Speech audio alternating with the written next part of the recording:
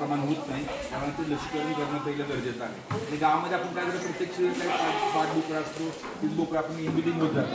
इंबिडिंग होऊ नये म्हणून त्यासाठी ठेवले आपण वेगळ्या कंपार्टमेंट काय ठेवलेलं आहे. 15-20 दिवसाची लसी पिल्लं आहे.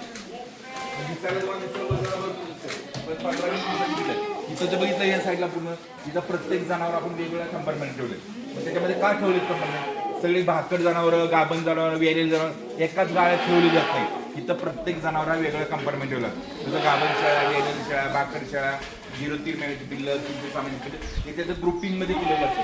कुठलाही बोकड कुठल्या सिलीला इथं लावला जात नाही.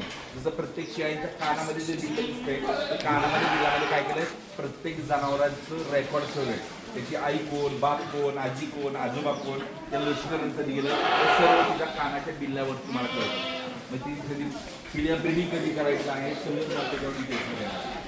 फक्त आपल्याला काय आहे, आपली गावरांची जोडी ठेवायची आहे, त्याला बोरचं क्रॉस करायचं आहे आणि वजन वाढवायचं आहे. बाकी दुसऱ्या याच्यामध्ये काहीच करायचं नाही. कमीत कमी खाद्यामध्ये जास्त उत्पादन कसं मिळवायचं आहे हे जगात